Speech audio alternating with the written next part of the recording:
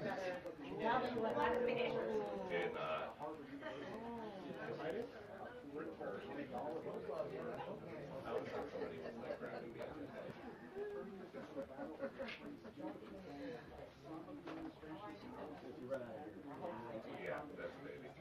I'll work it out.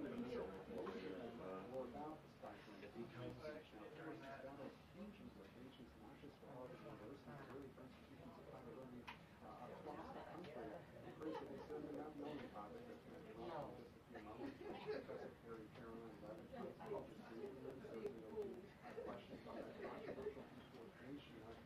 Maryland man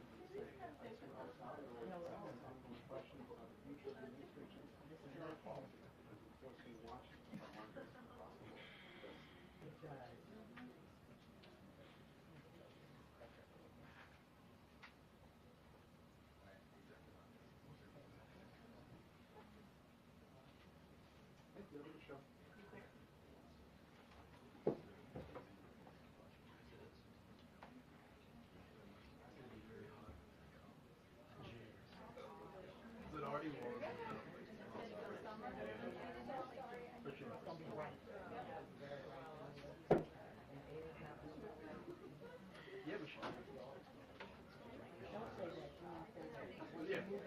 I know.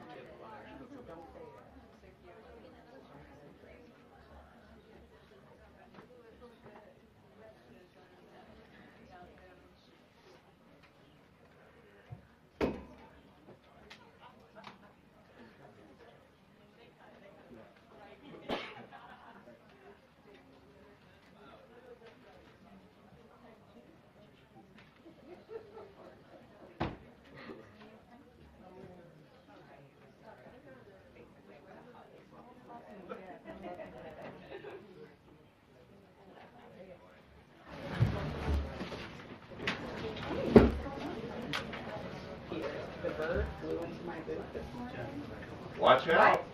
I feel like it's like a 1 in a million chance that it happens, but then once it happens once, it's going to happen all the time. No, it happened to Kelly from News Nation. I was like 20 seconds out when that happened to you, and my eyes were like, I was like so confused. Is that burn? Yeah, the burn. Oh, we have to look at it right now. Yeah, you seen the burn? You handled it extremely well. I would not have handled it that well. Just for the record. It was so good. I have no idea. That bird knew not to come to me. It's the same bird. There's no amount going to the Good. from the ceiling. So. Is it caught on video? Yeah. No, that's Yeah, the bird one too. What's great about that though too, like my 15 seconds on cam, they were trying to take it out. See that? Yeah. Right on. Yeah, that was worth it. Right on. Oh yeah. I did not like that at all. It felt like just somebody pulling my hair over. How'd you know it was a bird? Because I could see our hair. Otherwise, I would have thought I was being attacked. I would have, yeah, gone down.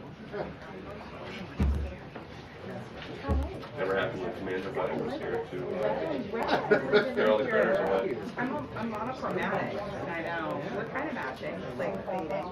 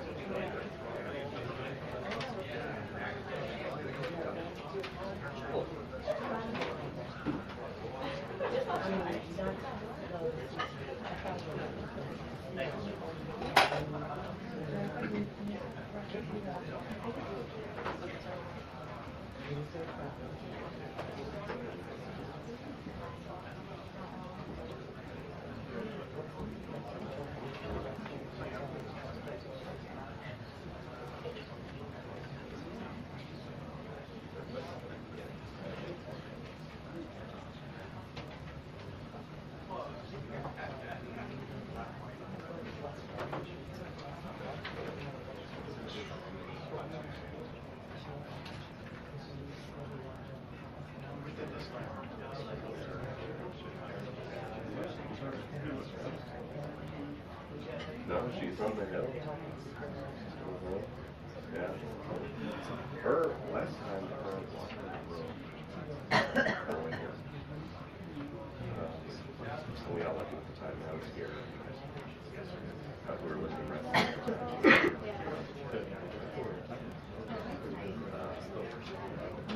We still have a lot of time. We're in Waterloo. You need to stop. Did you? Was that with the first one? The first one.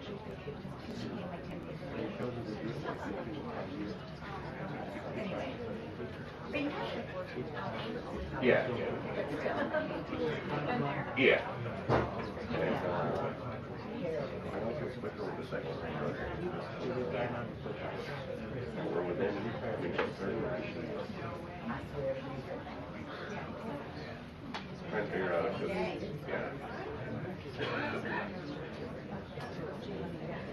Yes. Attention, the press briefing will begin in 10 minutes.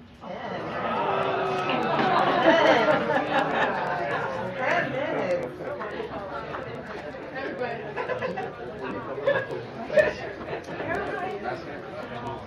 You go back there and tell them 2 minutes. Who, me? Yes, you. You go tell them. They don't listen to me. Yeah, they do. They watch what?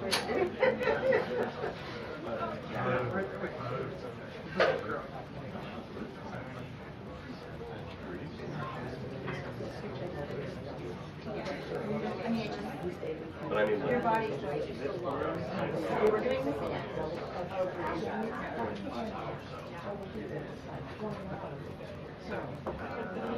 Oh, right. yeah. Same.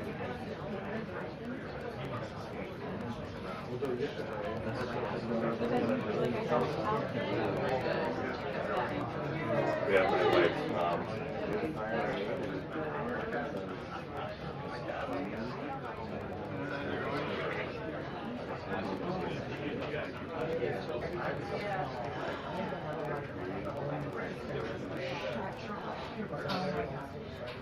She would have been on her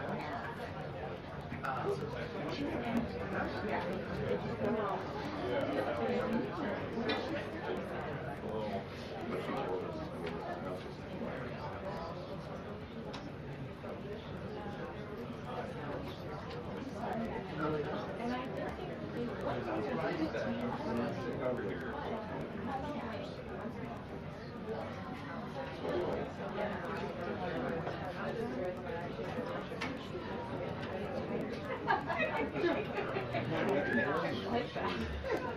It's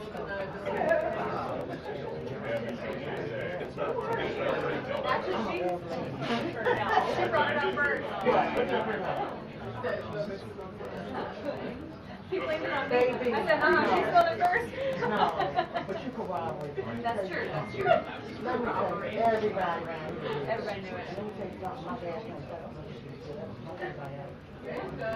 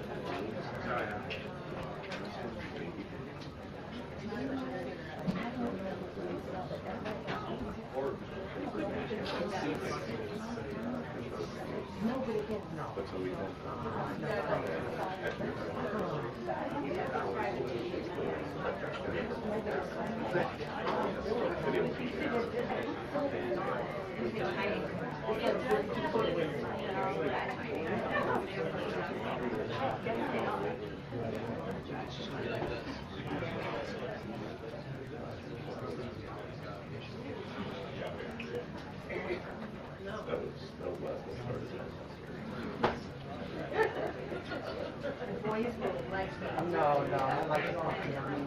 Yeah, no, I've heard. And you know,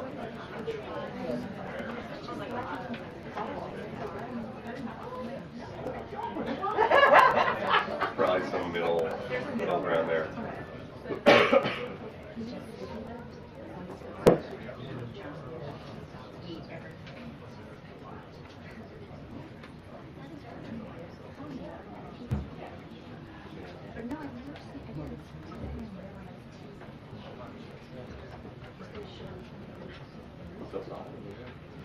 now I'm just seeing like x-rays and it makes sense. But,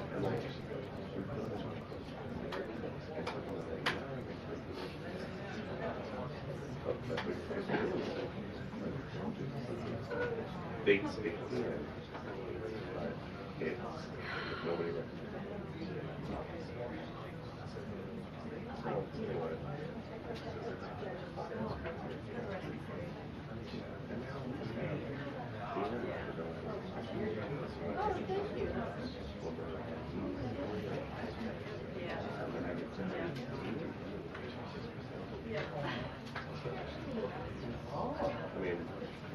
I mean, I'm sure did. Well, I mean, I was overdue.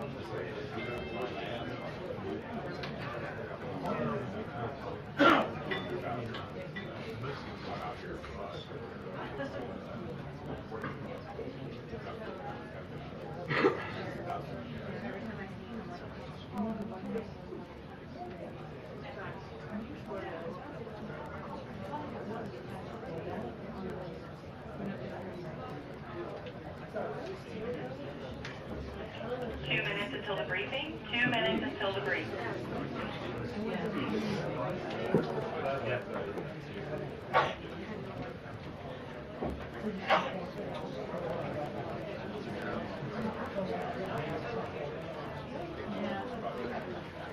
Oh, good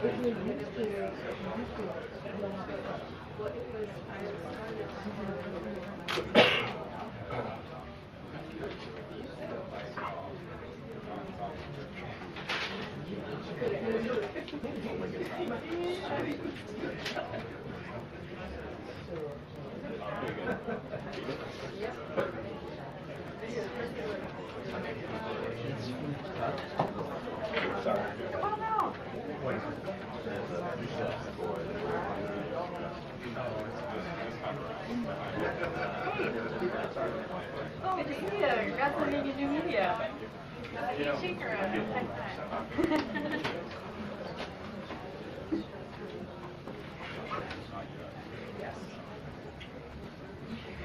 It's a good day for it. Lots to ask. Yeah.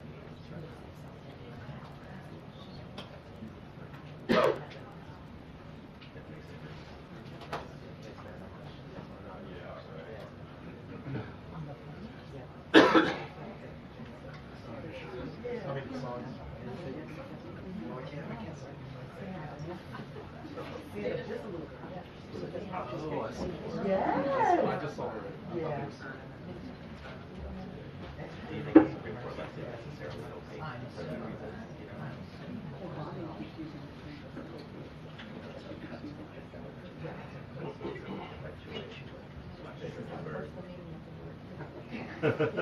Yeah.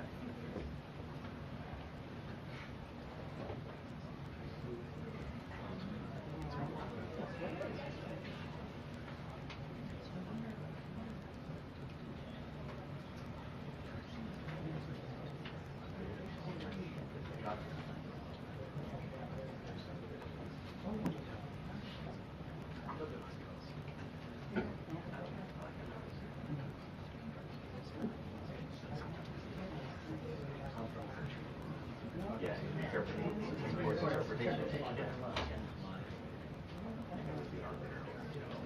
But they could be. It used to be clear, at least in the response.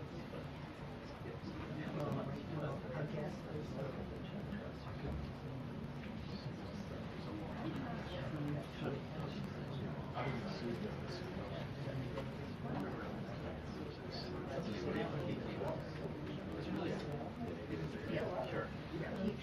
Constitution.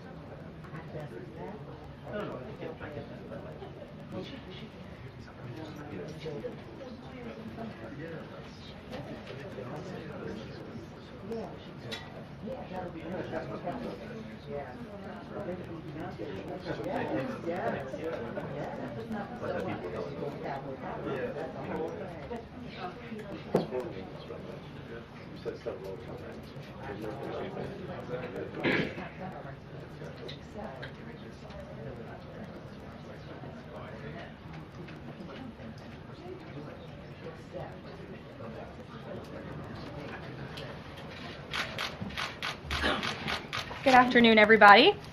I apologize for my tardiness, but I came directly from the Oval. I have some newsy updates to share from the President, which I know you all very much value and appreciate. So let's get to it. The President promised millions of Christians across the country on the campaign trail that he would create a White House faith office when he returned to the White House, and he has delivered on that promise. The White House Faith Office has put together an extraordinary week-long celebration currently underway for Holy Week ahead of Easter Sunday. The President signed a Holy Week proclamation, filmed a special presidential video message, and will be hosting a pre-Easter dinner tomorrow night and a White House staff Easter worship service on Thursday. The President and the First Lady are honored to continue the tradition of the White House Easter egg roll, which will take place on the South Lawn next Monday. In other news, President Trump is turning America into a manufacturing superpower again. Yesterday, there was a monumental announcement by NVIDIA, one of the largest companies in the world. This is just the latest example. For the first time ever, chip-making giant NVIDIA will produce AI supercomputers entirely in the United States, as part of its pledge to produce $50 billion worth of AI infrastructure in our country over the next 4 years. With their manufacturing partners, they have commissioned more than 1 million square feet of manufacturing space to build and test NVIDIA Blackwell chips in the great state of Arizona and AI supercomputers in the great state of Texas. NVIDIA's founder and CEO Jensen Huang touted how the engines of the world's AI infrastructure are being built in the United States for the first time. This is the Trump effect. This follows trillions in other U.S. investments announced already, including $500 billion from Apple in U.S.-based manufacturing and training, $100 billion from TSMC and U.S.-based chips manufacturing, and the $500 billion private investment led by OpenAI, Oracle, and SoftBank in artificial intelligence infrastructure. Under President Trump, we're going to produce the cars, the ships, the chips, the airplanes, minerals, and medicines that we need right here in America at the hands of American workers. On the border, President Trump continues to break records and protect our homeland. According to CBP, Border Patrol apprehensions along the southwest border for the entire month of March 2025 were lower than the first 2 days of March 2024 under Joe Biden. Incredible law enforcement officers are arresting violent illegal aliens from American communities every day. Here are a few examples from the latest ICE report, which I received this morning. ICE Los Angeles arrested a 54-year-old citizen of Mexico convicted of rape by threat, sodomy with a person under 14 years, and kidnapping in San Jose, California. ICE Houston has arrested a 23-year-old citizen of Mexico convicted of predatory criminal sexual assault of a child in Cook County, Illinois. ICE Houston arrested a 64-year-old citizen of Honduras convicted of murder in Los Angeles County, California. ICE Chicago arrested a 49-year-old citizen of Guatemala convicted of assault and arson in Prince Williams, Virginia, not far from here. ICE Denver arrested a 36-year-old citizen of Mexico who is registered as a sex offender and has been convicted of sexual assault of a child in Lake County, Colorado. ICE Baltimore arrested a 50-year-old citizen of China convicted of sex trafficking in Bel Air, Maryland. And ICE Boston arrested a 46-year-old citizen of Jamaica convicted of 3 counts of rape of a child and 2 counts of indecent assault and battery of a child under 14 in Boston, Massachusetts. President Trump and our administration will not rest until every single violent illegal alien is removed from our country. The safety of the American people is too important to settle for anything less. On that note, the Democrat and media outrage over the deportation of Abrego Garcia, an MS-13 El Salvadorian illegal alien criminal who is hiding in Maryland, has been nothing short of despicable. Based on the sensationalism of many of the people in this room, you would think we deported a candidate for Father of the Year. That's because, unfortunately, many in this country care more about this quote-unquote Maryland father, a legal alien MS-13 gang member, than a Maryland mother and an American citizen who was brutally murdered at the hands of a different illegal alien. Of course, I am referring to Rachel Morren. And if you didn't see, yesterday, a Maryland jury found illegal alien Victor Antonio Martinez Hernandez guilty of murdering Rachel Morren in August of 2023. She was a 37-year-old mother of 5 who was jogging in an otherwise safe community northeast of Baltimore when this monster ambushed, strangled, and beat her to death before stuffing her brutalized body in a tunnel drain. The Morren family finally got justice yesterday, but they will never get Rachel back. Our hearts go out to Rachel's family, her 5 children, and her mother, Patty, who has suffered the unimaginable loss of her daughter. In case you missed it last week, President Trump signed a national security presidential memorandum directing federal agencies administering federal land on the border to make land available to the Defense Department in a new national defense area. This followed the president's Day 1 executive order committing his administration to marshal all available resources and authorities to stop the unprecedented flood of illegal aliens into our country and to obtain complete operational control of the borders of the United States of America. Once again, the president is fulfilling another key promise. This new national defense area spans more than 170 miles across our border in New Mexico. But in the coming weeks, this administration will add more than 90 miles in the state of Texas. This national defense area will enhance our ability to detect, interdict, and prosecute the illegal aliens, criminal gangs, and terrorists who were able to invade our country without consequence for the past 4 years under the Biden administration. It will also bolster our defenses against fentanyl and other dangerous narcotics that have been poisoning our communities. With all of this work being done to make America great again, we continue to see a positive response from the American public. A brand new poll published from the Daily Mail and JL Partners this morning found that President Trump's approval rating is at an all-time high. That's because the president is working tirelessly to keep his promises to the American people, as I just saw him doing today in the Oval Office. We have a reporter in our new media seat today, Matthew Foldy. I like your boots, Matt, who is the editor-in-chief of the Washington Reporter. Washington Reporter is a new, fast-growing outlet that breaks stories about legislation and interviews leaders in Congress and across the administration. The publication's readership includes the highest levels of business and government. And with that, please kick us off, Matt. And we've interviewed you as well. So Karoline, thanks so much for having me here on behalf of our readership and the millions of Americans who I think appreciate what you're doing with the new media seat here and making this a more accessible briefing room. I'm curious with Harvard. We saw the Trump administration today announced it's cutting around $2 billion, or freezing $2 billion in funds to Harvard because the campus has serious problems with violence and with anti-Semitism. We saw former President Obama, side with Harvard, which rejected the Trump administration's demands.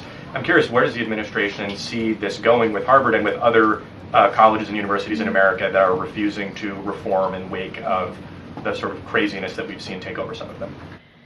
Thank you, Matt, for being here, and thanks for the question. When it comes to Harvard, the president's position on this is grounded in common sense, in the basic principle that Jewish American students, or students of any faith, should not be illegally harassed and targeted on our nation's college campuses. And we unfortunately saw that illegal discrimination take place on the campus of Harvard. There are countless examples to prove it, particularly with the stunning confession by then Harvard President Claudine Gay, who said that bullying and harassment depended on the context. The president at that time made it clear to the American public he was not going to tolerate illegal harassment and anti-Semitism taking place in violations of federal law. So the president made it clear to Harvard, follow federal law, no longer break Title VI, which was passed by Congress to ensure no student can be discriminated against on the basis of race, and you will receive federal funding. Unfortunately, Harvard has not taken the president or the administration's demands seriously. All the president is asking, don't break federal law, and then you can have your federal funding. I think the president is also begging a good question. More than $2 billion out the door to Harvard when they have a more than $50 billion endowment. Why are the American taxpayers subsidizing a university that has billions of dollars in the bank already? And we certainly should not be funding a place where such grave anti-Semitism exists. I'm curious, you had just mentioned Rachel Morren, and I'm a Maryland man, and I think most Marylanders appreciate what you were saying today. We've seen that Chris Van Hollen, who was Rachel Morren's senator, basically threatening to fly to El Salvador to press for the release of someone who was in America illegally. And not as much sort of from him about Rachel Morren's horrific murder and the verdict that was, I think, rightly reached yesterday. What does the administration think about the priorities we're seeing from Senate Democrats in terms of illegal immigrants instead of the work that agencies like ICE and DHS are doing with the Trump administration? It's mind-boggling, the priorities of the modern-day Democrat Party. I think it's atrocious that you have Democrats in Congress on Capitol Hill who swear an oath to protect their constituents and to serve them in Washington, D.C., spending more time defending illegal immigrant gang members than their own constituents and law-abiding American citizens like Rachel Morren. And I saw the president personally on the campaign trail, and I continue to see him in his role as president of the United States, put American families first, reach out to the victims, the families of victims at the hands of illegal immigrant crime, and frankly, the actions and the words of the Democrat Party prove they could not care less about the American public. And maybe if they did, they'd see a bit higher approval ratings right now. Thanks for being here with us today. Peter. Thank you, Karoline. To follow up on something that you just said, why do Ivy League schools get so much federal funding? It's a very good question, and it's a question the president has obviously raised in his discussions and negotiations with not just Harvard, but also Columbia and many other Ivy League institutions. We have the Anti-Semitism Task Force, which the president promised and delivered on. The Anti-Semitism Task Force is across the government, representatives from various federal agencies who meet on a weekly basis to discuss the question that you just raised. And I think a lot of Americans are wondering why their tax dollars are going to these universities when they are not only indoctrinating our nation's students, but also allowing such egregious illegal behavior to occur. To follow up on immigration, deporting American citizens to Central American prisons, is it legal, or do you need to change the law to do it? Well, it's another question that the president has raised. It's a legal question that the president is looking into. And he talked about this yesterday when with his meeting with President Bukele in the Oval Office. He would only consider this, if legal, for Americans who are the most violent, egregious, repeat offenders of crime who nobody in this room wants living in their communities. And then there's this CHNB thing. President Biden let more than 530,000 people from Cuba, Haiti, Nicaragua, Venezuela into the U.S. with this CHNB program. He did it with the stroke of a pen. And now a judge will not let President Trump undo it with the stroke of a pen. So are you guys going to give all 530,000 plus people individual deportation hearings, or are you just going to try to deport them? I spoke to White House counsel's office about this morning because obviously another rogue district court judge is trying to block the administration's mass deportation efforts with this latest injunction. We will fight this in the court of law, and we will ensure that every individual who illegally entered our country and was really taken advantage of by the previous administration because they abused the parole system in this country to fast track legal status, as they said, for these illegal immigrants, and they completely abused our legal system. Many of these paroled individuals were then given temporary protective status, which the intention of that TPS was only supposed to be used in times of war or storm or destruction in the home countries of these migrants. It was completely abused. These migrants came here for economic reasons, and they illegally entered our country, and the president is not going to tolerate that, and so we will continue to focus on deporting as many individuals as we can. Jennifer. One on tariffs and one on Russia. Can you give us any sort of an update on which deals are in hand or are close? Which countries are reaching a deal on tariffs? And then on Russia, can you give us an update on what the agreement was with Russia? The president yesterday said that he thinks we'll be seeing some very good deals very soon. Can you talk a little bit about what Russia agreed to? Sure. I don't want to get ahead of our United States Trade Ambassador and Secretary of Commerce, the Secretary of Treasury, all the great individuals who are working incredibly hard to cut these good trade deals. And the president's deeply involved in this as well. He has made it clear to his trade team he wants to personally sign off on all of these deals too. And so I don't want to get ahead of them on announcements, but obviously, as you've heard from numerous administration officials, there have been many talks with countries. We've had more than 15 deals, pieces of paper put on the table, proposals that are actively being considered, and as we've said consistently, more than 75 countries have reached out. So there's a lot of work to do. We very much understand that, but we do believe that we can announce some deals very soon.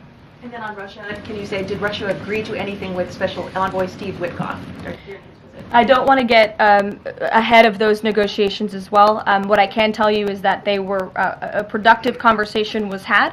As the presidential envoy Steve Witkoff said last night, he believes that Russia wants to end this war, and the president believes that as well. There is incentive for Russia to end this war, and perhaps that could be economic partnerships with the United States, but we need to see a ceasefire first, and the president and the presidential envoy Witkoff made that very clear to the Russians. Gabe. Thank you, Caroline. And Yeah. I also want to thank your press office for releasing that information that you cited up there regarding the ICE arrests over the last couple of days. And I have them right here, but what I might ask is, why not release the same information for those who were deported to El Salvador? Well, first of all, the information was released by the Department of Homeland Security. The individuals on the flights to El Salvador are foreign terrorists, and those are counterterrorism operations. They are much different than the arrests and final order of removals that you see on a day-to-day basis that law enforcement agents are conducting around the country. That information was not, to that detail, was not released by DHS, though. I just told you the reason. It was a counterterrorism operation, a deportation of foreign terrorists, not illegal criminals who have been convicted of heinous crimes living in our American communities. Two different things. Foreign terrorist, illegal immigrant criminal, two different things, two different definitions. You should look them up. Christian, go ahead. Yeah, thanks, Caroline.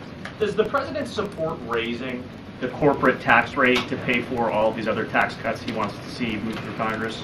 Look, I've seen this idea proposed. I've heard this idea discussed, but I don't believe the president has made a determination on whether he supports it or not. And then secondly, do you have any information on the status of Eden Alexander?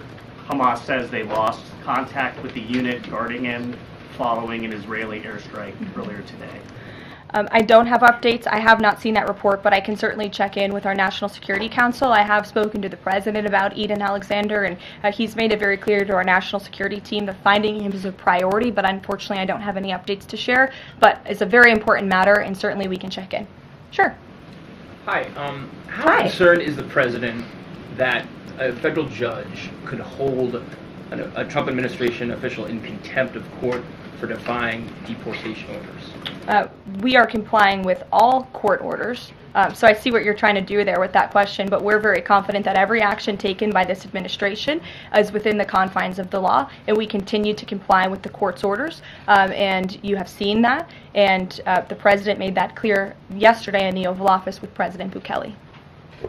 Sure. Thanks, Caroline. Could you, just going back to El Salvador, could you just explain to us a little bit more about the legal basis on which you may be able to send U.S. citizens to prison there? I know you said that President Trump is looking at it, but can you explain to us a little bit more about how that might be possible? We're looking at it, and when I have more for you to share, I certainly will. Sure.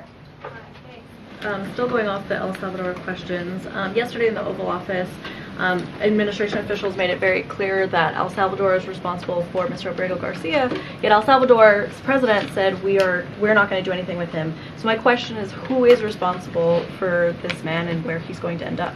Well, no. First of all, President Bukele said that he is not going to smuggle a foreign terrorist back into the United States of America, as many in this room in the Democrat Party seemingly want him to do. Abrego Garcia was a foreign terrorist. He is an MS-13 gang member. He was engaged in human trafficking. He illegally came into our country. And so deporting him back to El Salvador was always going to be the end result. There is never going to be a world in which this is an individual who's going to live a peaceful life in Maryland, because he is a foreign terrorist and a MS-13 gang member. Not only have we confirmed that, President Bukele yesterday in the Oval Office confirmed that as well. So he went back to his home country, where he will face consequences for his gang affiliation and his engagement in human trafficking. I'm not sure what is so difficult about this for everyone in the media to understand, and it's appalling, truly appalling, that there has been so much time covering this alleged human trafficker and this gang member, MS-13 gang member. It's truly striking to me. Karen. Thanks, Caroline. Caroline. The president was posting on Truth Social today about helping American farmers. And last week in his cabinet meeting, he was talking about a plan to work with farmers to retain workers who are in the U.S. illegally, provided that they leave and then come back through what he said would be a legal process.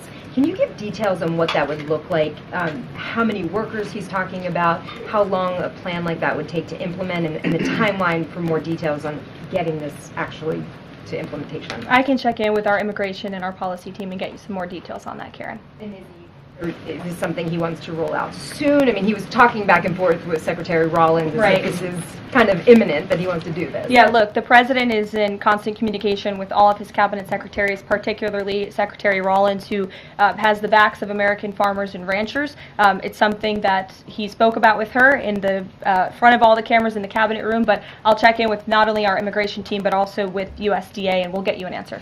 Jonathan. Hi, Caroline. Hi, it's good to see you in here. You too. The president has long said that it would be an abuse of power for a president to direct prosecutors to investigate him. Last week, President Trump explicitly directed the Justice Department to scrutinize Chris Krebs to see if it can find any evidence of criminal wrongdoing. How is that not an abuse of power to direct the Justice Department to look into an individual, a named individual? Look, the president signed that executive order. It's the position of the president in this White House that it's well within his authority to do it. Otherwise, he wouldn't have signed it, and he signed it, and that's his policy. Jeff, how you doing? Fine, thanks, Caroline. A follow-up on Harvard. The president floated on Truth Social, I believe, the possibility of removing tax-exempt status. How serious is that threat, and are there other universities he's considering? And then a follow-up question on foreign policy. Can you give us an update on what the president hopes to come from the next round of talks with Iran? Sure.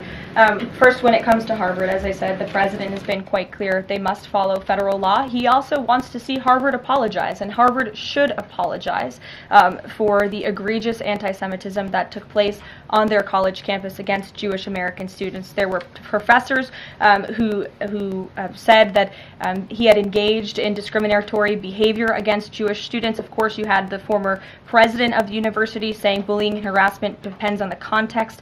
You also had an encampment on Harvard Yard that we all saw play out before the cameras. The university failed to impose formal discipline on any students for this anti-Semitic conduct violations, including the occupation of a campus building and the disruption of classes with bullhorns. The president believes Harvard should apologize to its Jewish American students for allowing such egregious behavior. As for the tax-exempt status, I would defer you to the IRS for any updates. I do want to answer your question on Iran, of course. The maximum pressure campaign on Iran continues, but as you know, the president has made it clear he wants to see dialogue and discussion with Iran while making his directive about Iran never being able to obtain a nuclear weapon quite clear. And the president spoke to the Sultan of Oman today, who helped facilitate these talks. I have a readout for all of you. He held a call with the Sultan of Oman today, and he thanked him for hosting the first direct meeting between the United States and Iran and emphasized the need for Iran to end its nuclear program through negotiations. The two leaders also discussed the United States' ongoing operations against the Houthis and emphasized that the Houthis will pay a severe price until they end their attacks on maritime traffic in the Red Sea. As you know, an additional negotiation between Steve Witkoff and Iran's representative has been scheduled for Saturday. And since these are ongoing negotiations, I have nothing more to add on that. Can I come on Iran? Sure. Oh, thank you, Caroline. When you said that the president said that Iran will never have nuclear weapon, is the focus on dismantling the entire nuclear program, or just restricting enriched uranium or the missile program? The president does not want to see Iran have a nuclear program. He does not want Iran to obtain a nuclear weapon. He's been very clear about this. Shelby. Shelby, you have a seat today. I know, stole it. Glad to see it. Two quick ones on TikTok. First, is the president expecting to extend the TikTok ban that's now June 19th if China doesn't come to the table in time? Well, June 19th is a long ways away, obviously. I think it's 2 months away. 2 months is a long time in the Trump administration, as you have all seen. We work at Trump speed around here. We get a lot done, so definitely don't want to get ahead. The vice president continues to lead these negotiations and talks. The president's involved, and they're ongoing. And then the president previously said he'd consider reducing tariffs on China in order to get a TikTok deal done. Is that option still on the table? Look, the president has made his position on China quite clear, although I do have an additional statement that he just shared with me in the Oval Office. The ball is in China's court. China needs to make a deal with us. We don't have to make a deal with them. There's no difference between China and any other country except they are much larger. And China wants what we have, what every country wants, what we have, the American consumer. Or to put it another way, they need our money. So the president, again, has made it quite clear that he's open to a deal with China, but China needs to make a deal with the United States of America. Sure. On tariffs, yesterday in the Oval Office... Which outlet are you with? The Canadian Public Broadcaster. Oh, nice to see you. Thank you. Yesterday in the Oval Office, President Trump suggested that there could be some help for automakers. I'm wondering what that looks like. Is it tariff relief on the 25% tariffs that are in place right now, or the new tariffs that are coming up in May on auto parts? And a second on Canada, if I may. President Trump's tone when it comes to Canada-U.S. relations, Canadians have noticed it's shifted a bit in the past few weeks. Ever since the election campaign started, he stopped talking about Canada becoming the 51st state, at least publicly. I'm wondering if that's on purpose and why. I would reject the president's position on Canada has shifted. Perhaps he just hasn't been asked about Canada by questions from this group in the Oval Office, but they see him almost every day. But the president still maintains his position on Canada. The United States has been subsidizing Canada's national defense, and he believes that Canadians would benefit greatly from becoming the 51st state of the United States of America. As for autos and auto parts, I don't have anything to read out for you there, but I think the point the president was making is flexibility, and he has flexibility when it comes to negotiations and talks, but ultimately his goal in his fair trade deals that he is pursuing with many countries around the world is to put the American worker first. And we had automakers and auto workers here at the White House on Liberation Day who believe in this president and his negotiating ability to put them first and to bring those jobs back to the United States of America. And the president's been very clear about that in his conversations with the automakers as well. Deanna, go ahead. Thanks, Caroline. One on Ukraine and one on China. On Ukraine, this past weekend, Zelensky offered an invitation to President Trump, extending an offer for him to visit Ukraine. Just wondering if there's any update on that. Has Trump seen that offer and what he's thinking about? I don't know. Actually, I haven't talked to the president about that, or if he saw Zelensky's offer. I'm sure he did. I haven't spoken to him about it. I can ask him what he thinks. I certainly don't have any plans to share on a potential trip to Ukraine, though. And then on China, this last week, Chinese officials were posting videos on, social media sites depicting Trump, J.D. Vance, Elon Musk in AI-generated videos working in factories, putting together Nike shoes and iPhones and products like that. Does the White House, have they seen these videos? Do you guys have a response to that? I have seen the videos. I'm not sure who made the videos or if we can verify the authenticity, but whoever made it clearly does not see the potential of the American worker, the American workforce. The president believes in the American people, and he knows that we have the best not only consumer base in the world, but also the best workforce in the world, and that's why he's so focused on bringing investments home and shoring up our critical supply chains and bolstering our manufacturing here as well. Brett. Thanks, Caroline. Would the president support a ban on members of Congress trading stocks? I'm certain that's something the president would be interested in looking at, and I can ask him if he would support such a bill. Sure. Yes. I have a question about the president's post from this morning on farmers. He asked farmers to be patient and just hold on. But a lot of farmers that I've talked to in the last week or so have said, they're in the middle of spring planting season, and that a trade war makes everything sort of up in the air. What would his message to them be? And also, is there anything specifically planned to provide relief like in President Trump's last term? Yes, well, relief is being considered. The Secretary of Agriculture, I know, has spoken to the president about that, and again, it's being considered. And as for the president's message to the farmers, he put it out himself. He could speak for himself much better than I can speak for him, and so I would just direct you to the statement he had telling the farmers again and reiterating his support for them and that he has their backs, which he certainly does. Kelly, in the back. Thanks, Caroline. Two questions. The first one, a Georgia man was just arrested over alleged threats to kill Director of National Intelligence Tulsi Gabbard. Reportedly, there is now increased security around the FBI Deputy Director. Can you talk about the level of threats against various administration officials, and then a second one on Biden? I'm sorry to hear that. I had not seen that report. It's very unfortunately, and obviously the White House, the President, and the entire administration condemn any threats of violence against any administration officials or public officials on both sides of the aisle here in Washington, D.C. It shouldn't be tolerated, and we commend the local law enforcement agencies for arresting this individual.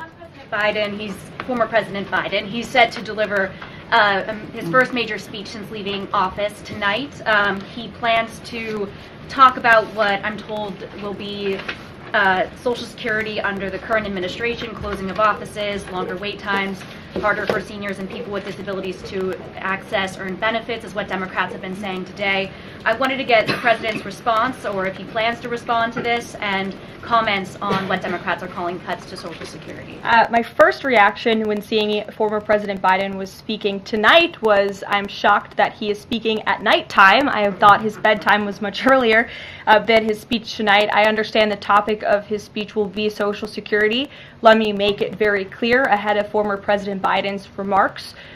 President Trump, is absolutely certain about protecting Social Security benefits for law-abiding, tax-paying American citizens and seniors who have paid into this program. He will always protect that program. He campaigned on it, he protected it in his first term, and he's back again to continue protecting it. On the topic of Social Security, I have some news before I let you all go. Later this afternoon, the President will be signing a presidential memorandum aimed at stopping illegal aliens and other ineligible people from obtaining Social Security Act benefits. The memorandum will direct the administration to ensure ineligible aliens are not receiving funds from the Social Security Act programs. It will expand the Social Security Administration's fraud prosecutor program to at least 50 U.S. attorney offices and establishes a Medicare and Medicaid fraud prosecution program in 15 U.S. attorney offices. The memorandum will also require the Social Security Administration Inspector General to investigate earning reports for individuals aged 100 or older with mismatched Social Security records to combat identity theft. And the memorandum will direct the Social Security Administration to consider whether to reinstate the use of civil monetary penalties against individuals who engage in Social Security fraud, an effort that has been paused for several years. These taxpayer-funded benefits should be only for eligible taxpayers. And President Biden should think about what he did in his last term, which is allow tens of millions of illegal people into our country, many of whom were fraudulently receiving these benefits. So you'll hear from the President on that later, and we will see you later in the East Room. Bye, guys. Thanks, Caroline.